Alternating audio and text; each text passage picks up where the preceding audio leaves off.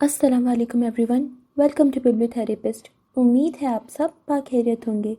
आपके लिए पेश खिदमत है मैं एक जुगनू अस कलम मैमूना नसरुल्ला। एपिसोड 15। उसका कुछ मालूम नहीं था कि वो कौन थी और वहाँ कचरे में खुद गई थी या किसी ने मार कर डाला था। उसके हाथ पर भी जख्म थे। जिस्म पर कीड़ों के काटने की वजह से एलर्जी हो गई थी और कहीं कहीं सूजन थी। उसके सर का स्कार्फ उतार कर उसके बालों को भी साफ किया गया था। डॉक्टर एली को उसके बैग का मालूम नहीं था, वरना उसे खोल कर कुछ देख लेती। उसका बैग एक नर्स ने साफ करके अपने पास रख लिया था। उसके कपड़े फेंक दिए थे, उसका मोबाइल और लैपटॉप और उसके डॉक्यूमेंट्स। अगर डॉक्टर को मालूम होता तो वो उन डॉक्यूमेंट्स को देख के समझ जाती कि वो पाकिस्तानी है। उसका आईडी कार्ड था उस फाइल में। वो पाकिस्तान एम्बेसी में राब्ता करती। अब तो बस पुलिस में रिपोर्ट दर्ज हुई थी। पुलिस ने भी ज़्यादा शोर नहीं किया था। वो यहाँ की नहीं लगती थी, कोई सियाह थी। और कौन सा ऐसा मुल्क है जो अपने मुल्क में आने वाले सियाहों के साथ हुए बुरे हादसात को पब्लिक करे। लिहाजा मामला उसके होश में आने तक ठप था। अगर मर जाती तो दफना देते। आज चौथा दिन था, उसे होश नहीं आया था। उसकी डॉक्टर ने उसके लिए खास कमरे में खुशबुओं का इंतज़ाम कर रखा था। छोटी सी बहुत सी टेबल्स थीं कमरे में, जिन पर रोज़ मुख्तलिफ खुशबुओं के हामिल फूलों के गुलदस्ते मंगवा कर रखे जाते थे। वो डॉक्टर ये पैसे अपनी जेब से लगाती थी। हाँ, दुनिया से अभी अच्छे लोग नहीं गए। अभी भी ऐसे लोग मौजूद हैं जो इंसानों से मोहब्बत करते हैं और उस मोहब्बत से नहीं थकते। सिले की परवाह किए बगैर मोहब्बत को बांटते जाते हैं। हाँ, दुनिया में मरियम आलम जैसे और भी बहुत से बेवकूफ़ पाए जाते हैं जो इंसानों से मोहब्बत को बहुत आला समझते हैं। नर्सों ने कहा, डॉक्टर साहिबा, जिससे सिर्फ 1% ज़िंदगी की उम्मीद है, उसके लिए इतना क्यों कर रही हैं? और सही जवाब तो वो खुद भी नहीं दे सकती थी कि वो इतना आउट ऑफ द वे जाकर ये सब क्यों कर रही थी। वो बहुत अच्छी डॉक्टर थी, मगर उसे ऐसे महसूस होता जैसे उसे किसी ने हुक्म दिया हो कि इसका ख्याल रखो। वो किसी को नहीं बता सकती थी क्योंकि किसी ने डायरेक्ट आकर उस लड़की के मुतल्लिक कुछ भी नहीं कहा था। यूं जैसे दिल पर एक इल्हाम उतरा हो, उसका बहुत ख्याल रखना है, इंसानों की भीड़ में ये गुम ना होने पाए। वो डॉक्टर खुद को अपने दिल के हाथों बेबस पाती थी। वो एक दिन में कई बार अपने दूसरे मरीजों से फारिग होकर उसे सिर्फ एक निगाह देखने को भागी आती थी। उसकी चलती सांसों को सुनती, मशीनों पर नज़र जमाए रखती, फिर अपने काम पर चली जाती।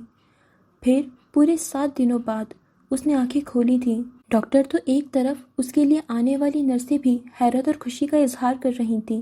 एक मौजज़ा था जो रुनुमा हो चुका था। जहाँ 50% के मरीज भी बाज़ौक़ात नहीं बच पाते, वहाँ 1% वाली ने आंखें खोलकर उन सबको जज्बाती कर दिया था।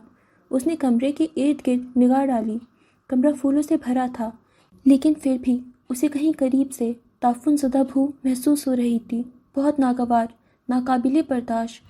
उसने मेकानगी अंदाज में नाक और मुँह ढांपे। तुम्हारे लिए मैंने फूल मंगवाए हैं, तुम्हें इनकी खुशबू पसंद आई? डॉक्टर उस पर झुककर नरमी से कह रही थी। यहाँ इतनी बदबू क्यों है? उसके बोलने पर डॉक्टर की मुस्कुराहट धीमी पड़ी। शुरू में ऐसे ही होगा, लेकिन थोड़ी देर के लिए होगा, फिर ठीक हो जाएगा। क्या मैं जिंदा हूँ? उसने बेयकीनी से अपने चेहरे को अब छुआ था, जैसे दिमाग अब बेदार हुआ हो। हाँ, तुम जिंदा हो। क्या तुम भी जिंदा हो? उसने डॉक्टर को भी उसी हैरत से देखा। हादसात के बाद आप वैसे नहीं रहते। आपके अंदर का कम या ज़्यादा हिस्सा ज़रूर मुतासिर होता है। मरियम का पूरा दिमाग जैसे मुतासिर हुआ था। उसके जहन की स्लेट जैसे बिल्कुल साफ थी, एकदम से, और कहीं कोई नुक्ता भी नहीं था। था भी और नहीं भी। था भी तो बहुत दूर, मध्यम और बहुत करीब कि आँख खोलते पहला ख्याल ही उसी का था, मगर याद कुछ भी नहीं था। हाँ, तुम जिंदा हो, बच गई हो, और तुम्हें पता है तुम्हारे बचने के बस 1% उम्मीद थी। वो भी इसलिए कि जब तुम्हें लाया था तो तुम्हारी सांसें चल रही थीं, वरना ये 1% भी ना होती, क्योंकि तुम्हारी हालत बहुत ख़राब थी। मौजज़ा हुआ है। मैंने अपनी आंखों से इस मौजज़े को देखा है। उस डॉक्टर ने उसे उम्मीद दिलानी चाहिए। मौजज़ा? वो क्या होता है? क्यों होता है? क्या मौत का ना आना मौजज़ा होता है? वो हौले से बड़बड़ाई। उसके जहन की स्लेट खाली थी, कोई मंजर नहीं बन रहा था। वो क्या कहती, क्या सोचती? इस वक्त उस डॉक्टर ने उसे आराम करने का कहा था, लेकिन होश में आने के बाद कभी उसे बहुत ज़्यादा बदबू आने लगती कि उसकी सांसें उखड़ने लगती। कभी उसे लगता उसके जिस्म पर कुछ चल रहा है। कभी कहीं हाथ रगड़ती थी तो कभी कहीं। हाथ के छोटे से जख्म ठीक हो चुके थे, पाँव का थोड़ा सा रहता था, और जिस्म पर जो एलर्जी थी वो अलग। उसे खुद अपनी ज़ात ही नागवार लगने लगी थी। उसकी जहनी हालत अब पहले जैसी नहीं रही थी। उसके जहन से उसकी पिछली ज़िंदगी जैसे मिट चुकी थी, कुछ याद नहीं था। ताज़ा था तो बस वो कचरे में गुजरी रात थी। रात तो बस एक ही गुजारी थी, मगर वो हर रोज़ जिस्म में उस अज़ियत को महसूस करती रहती। आंखें बंद करते बस वही कचरे का ड्रम नज़र आता और खुद को उसमें फिसलता देखती। रात को दवाओं की ज़ेर असर सोती तो ख्वाब में खुद को भागता देखती और कचरे में गुम होता देखती। उसकी नफ्सियात बिगड़ने के तिहाने पर आ चुकी थी। डॉक्टर जानती थी ये बहुत बड़ा ड्रामा था, उससे निकलने में वक्त लगना था, मगर फिर से उसे अब खुद को संभाल लेना चाहिए था और अपने पाँव पर खड़ा हो जाना चाहिए था। दुनिया में हर रोज़ मौजज़े होते हैं, सिर्फ तुम्हारे साथ ही नहीं हुआ। हर रोज़ कहाँ? हर रोज़। दुनिया बहुत बड़ी है, ज़रूरी नहीं अगर तुम्हारी आंखों ने नहीं देखा तो वो मौजज़ा नहीं हो। तुमने खुद को नहीं देखा था। तुम जिस कचरे में पड़ी रही थी वो बहुत पुराना कचरा था, उसमें कैसी कैसी बलाई ना थी, मगर तुम्हारे जिस्म पर सिर्फ उन कीड़ों ने काटा जो काबिल इलाज हैं। तुम बेहोश थी, अपना दिफा नहीं कर सकती थी, मगर फिर भी तुम्हारे खुले मुंह में कुछ नहीं गया था, ना नाक में और ना आँखों में। तुम्हें नहीं लगता कि ये मौजज़ा है? उस कचरे ने तुम्हारे चेहरे को कोई नुकसान नहीं दिया, इसका अब ढीला हो चुका था, मगर तुम्हारे कान में कुछ नहीं गया। जैसे बलाओं के मुंह से जिंदा भाग निकली हो। इंसानी दिमाग एक हद तक शदीद भूख बर्दाश्त कर सकता है, फिर उसकी ताकत ख़त्म होने लगती है, और वहाँ सारी रात पड़े रहने के बावजूद भी तुम्हें अपना बच जाना मौजज़ा नहीं लगता। वो उसे डपट रही थी। भला उस डॉक्टर को क्या, वो जो भी सोचे। क्या तुम मुसलमान हो? मरियम ने ठंडे लहजे में सवाल किया। नहीं, तुम्हें मेरे मज़हब से मतलब नहीं होना चाहिए। क्या मेरी बातें गलत हैं? तुम कौन हो जो मौजज़ों पर यकीन रखती हो? क्या तुमने वाकई मेडिकल साइंस पढ़ी है? उसने तल्खी से डॉक्टर का मजाक उड़ाया। मुझे अफसोस हो रहा है, खुदा ने तुम्हें 1% चांस के साथ दोबारा ज़िंदगी लौटा दी और तुम उसका शुक्रिया अदा नहीं कर रही हो। ज़रा सोचो तो, उसने इतने बुरे हाल के बावजूद भी तुम्हें क्यों ज़िंदा रखा। वो तुमसे कितनी मोहब्बत करता है। मुझे कभी अंदाज़ा ही नहीं था कि ज़िंदगी का होना उस खुदा की मोहब्बत की अलामत है। उसका जहन अभी भी वहीं था। डॉक्टर उसे अफसोस से देखती चली गई थी, और ना जाने ये नाराज़गी थी क्यों और किस से। उसने उस रात एक बार भी तो अल्लाह से मदद नहीं मांगी थी कि मुझे इससे बचा लो। उसने अपने आखिरी कलामात कहे थे, मगर मदद नहीं मांगी थी। नाराज़गी किस बात की थी? क्या मदद मांगने पर नहीं मिली थी? ये तो बिन मांगे मिल गई थी। जिस इज़्ज़त को वो खुद से जुड़े मर्दों की इज़्ज़त समझ रही थी और उस बात पर तिस्कीन महसूस कर रही थी कि दूसरे मर्दों की तारीफ़ उससे जुड़े मर्दों के लिए ताज़ियाना है, तो कैसा तमाचा लगा था। उस इज़्ज़त को बचाने के लिए वो कचरे में पनाह लेने पर मजबूर हो गई थी। इज़्ज़त की कीमत तो उसे उस रात मालूम हो गई थी, जिसके बचाने के लिए वो जान की भी बाजी लगा गई थी, और वो ये समझती रही थी कि वो उन मर्दों की इज़्ज़त थी। क्या वाकई औरत तब तक ही इज़्ज़तदार है जब तक किसी मर्द से जुड़ी रहे? बाप, भाई, शौहर, बेटा, उन सब मर्दों की इज़्ज़त तो जिनके ये रिश्ते नहीं होते, क्या वो औरतें इज़्ज़तदार नहीं होती? आज वो अपने ज़मीर की अदालत में खड़ी थी। तो जिन औरतों की ज़िंदगी में कोई मर्द ना हो, उनके नाम के आगे किसी मर्द का नाम ना हो, तो क्या वो काबिल इज़्ज़त नहीं रहती? बाहैसियत औरत, उसकी साथ करोड़ों के मोल है क्या? वो अपनी सोचों पर जितना खुद को शर्मिंदा करती कम था। जहन की स्लेट बहुत से मंजरों से भर चुकी थी, और अब उसे सब याद भी था और समझ भी आ रहा था। उसके दिमाग में दो राय पैदा हो चुकी थी। बाज़ औक़ात आपकी ज़हानत भी आपकी ज़िंदगी के मामलात को सुलझाने में आपकी मदद नहीं करती, और कुछ लोगों की ज़हानत बस किताबों तक होती है, पढ़ लिख कर मेहनत करना है, टॉप कर लिया।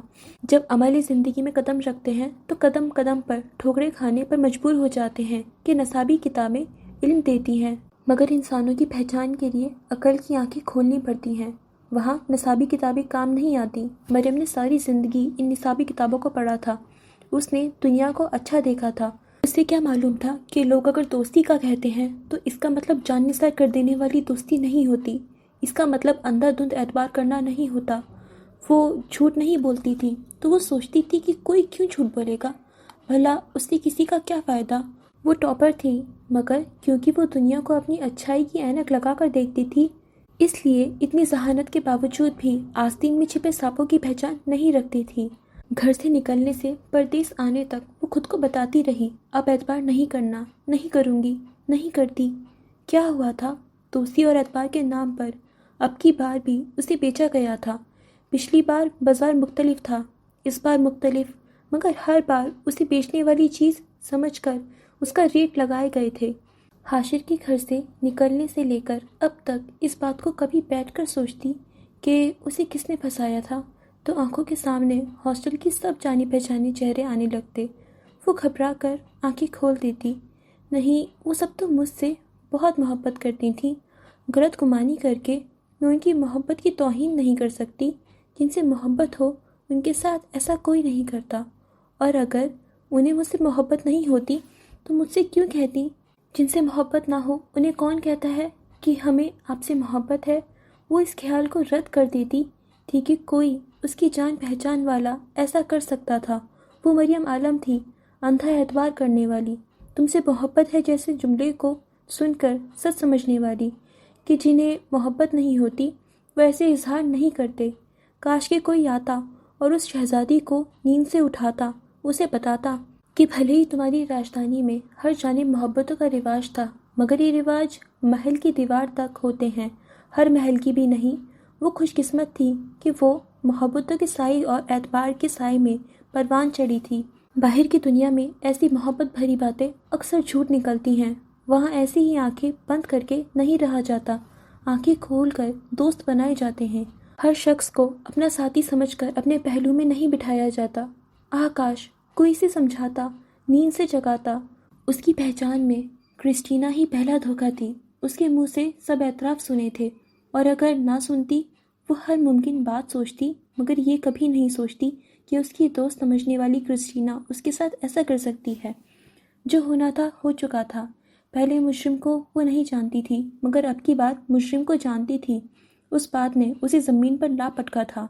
हाँ, लोग एतबार तोड़ते हैं, वो झूठे और दगाबाज होते हैं, वो खुदगर्ज होते हैं, वो पैसों के लिए दोस्तों के सौदे करते हैं। हाशिर के घर से निकलने से परदेस आने तक ज़िंदगी का रुख और था। ज़िंदगी दरअसल अब बेरहम हुई थी, बहुत बेरहम। डॉक्टर को उसने मिन्नत समाजत करके पुलिस को इत्तला देने से रोका था। पहले 2 दिन उसकी जहनी हालत की ठीक होने का इंतज़ार करती रहीं, फिर मरियम ने उसे मना कर दिया था। उसने अपने बैग का पूछा तो डॉक्टर ने लाइल्मी का इजहार किया।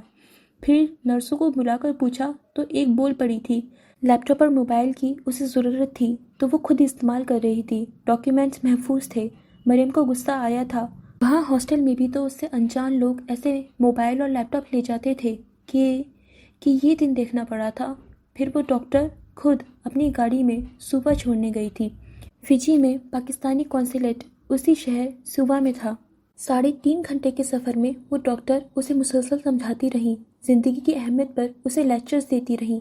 मरियम खामोशी से सब सुनती रही। उसके जहन में कोई भी सोच टिक नहीं रही थी। वो एक ही नुक्ते पर अपने दिमाग को मरकूज़ नहीं कर पा रही थी। सारा रास्ता समुंदर का साथ रहा था, वो जिसे किनारों पर सफ़र करके उस शहर जा रही हो। क्वींस रोड से ये सफ़र 3.5 घंटे का था। मरियम सारा रास्ता गोद में रखे अपने हाथों को तकती रही, और उन 3.5 घंटों में कोई 10 दफ़ा उसे महसूस हुआ था कि उसके जिस्म पर कुछ रेंग रहा है। पहले 1-2 बार उसने उन नादीदा कीड़ों को झटकने की कोशिश की थी, फिर डॉक्टर की वजह से जब्त किए रही, कहीं उसे पागल समझकर यहीं बीच रास्ते ना उतार दे। मरियम के बैग में इस वक्त सिर्फ उसकी फ़ाइल, मोबाइल और लैपटॉप थे। सूट एक भी नहीं बचा था, और पैसे सिवाय अपनी दुआओं और अपनी उम्मीदों के अब कोई सहारा नहीं था। वो उसे पाकिस्तानी काउंसिल जाने की उम्मीद दिखाकर चली गई थी। डॉक्टर के जाने के बाद वो उस इमारत के सामने बैठी रही। उस इमारत के अंदर एक हिस्से में उसके मुल्क का छोटा सा टुकड़ा था। असूलन किसी भी मुल्क की एम्बेसी का काउंसिलेट उसी मुल्क की ज़मीन का हिस्सा समझा जाता है। यानी वहाँ उस इमारत में जिस हिस्से में काउंसिल खाना था, वहाँ रहते पाकिस्तानियों के लिए वो भी पाकिस्तान था। वो डर रही थी कहीं उसके जुर्म की वजह से उसे मतलूब तो करार नहीं कर दिया गया था और वहाँ जाते ही वो पकड़ी जाती।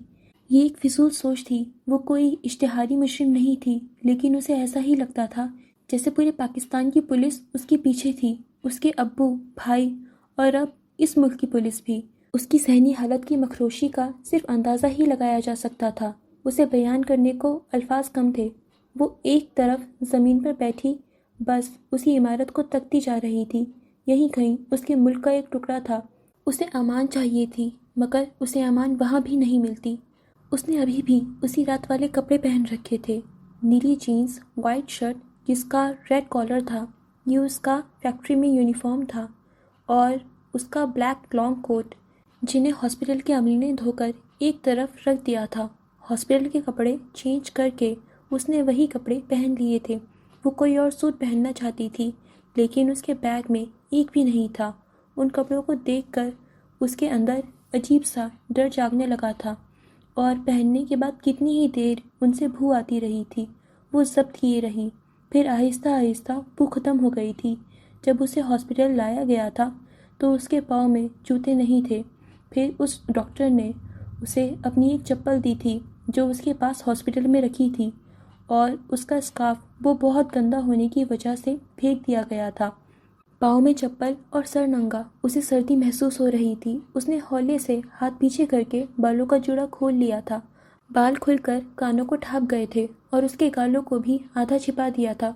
उस वक्त बस यही हथियार था सर्दी से बचने को। नवंबर की शुरू होते ही गर्मियों का आगाज़ हो जाना था। ये सितंबर का वक्त था। सर्दी थी, मगर उसे बहुत ज़्यादा लग रही थी, इतनी कि उसे लग रहा था कि वो फ्रीज होने वाली है। उसे वहाँ बैठा देखकर एक दो लोगों ने उससे बात करने की कोशिश की थी। वो घुटनों में मुँह छिपा गई। अब उसे अगर किसी से नफरत थी तो वो इंसानों से थी। अब उसे किसी इंसान की झूठी हमदर्दी नहीं चाहिए थी। सब जानवर थे, कमज़ोरों को खा जाने वाले। उसी इमारत से लोग आ जा रहे थे। वो घुटनों पर चेहरा टिकाए उन्हें देखती रही। उसमें हिम्मत नहीं हुई कि वो उठकर उसके अंदर जाए। दोपहर से शाम हो गई थी। मगरिब के बाद का अंधेरा उतर चुका था। स्ट्रीट लाइट्स ऑन हो चुकी थीं। लोगों का रश बढ़ गया था। कुछ घरों को जा रहे थे, कुछ दोस्तों के साथ बाहर मौज मस्ती के लिए निकले थे। वो भी उठ खड़ी हुई। इर्द गिर्द के रेस्टोरेंटों से उठती इश्तिहा अंगेज खुशबू ने उसे एहसास दिलाया कि उसे भूख लगी थी, मगर उसके पास पैसे नहीं थे कि कुछ खरीद के खाती। वो लब पीछे सर झुकाए उस इमारत के गिर्द चलती रही। एक ही जगह बैठने से अब सबकी तवज्जो का मरकज़ बन रही थी। उसने स्ट्रीट का नाम याद कर लिया था। वहाँ से मुड़कर वो दूसरी रोड पर आ गई थी, फिर उल्टा चक्कर लगाया और फिर उसी इमारत के सामने आ खड़ी थी। फिर रात गए वो ऐसे ही कभी एक तरफ जाती, कभी दूसरी तरफ। भूख और बीमारी की वजह से उससे चला नहीं जा रहा था। वो मामुश्किल एक कदम रखती और फिर खुद को संभाल लेती। जहाँ थकती वहाँ फुटपाथ पर एक तरफ बैठ जाती। इंसानों की इस भीड़ में वो अकेली थी, तन्हा और लावारिस। रात गए जब रश कम हुआ था तो वो फिर से उसी इमारत के सामने आ बैठी थी। अब दूसरी जगह पर बैठी थी। इर्द गिर्द की दुकानें, ऑफिसेज सब बंद हो चुके थे। ऑकलैंड स्ट्रीट पर इक्का दुक्का लोग थे। वो अंधेरे में बैठी थी, इसलिए किसी की उस पर नज़र नहीं गई थी।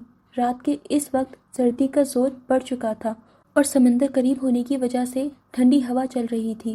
वो सुकड़ कर दीवार से टेक लगाए बैठी थी। उसे अपना घर याद आ रहा था। वहाँ कभी भी इतनी सर्दी नहीं लगी थी। जिंदगी तो बस घर की चार दीवारी में ही होती है। वो चार दीवारी क्या गई थी, उसके लिए तो ज़िंदगी ही ख़त्म हो गई थी। वो ज़िंदगी में पहली लावारिस रात गुजार रही थी।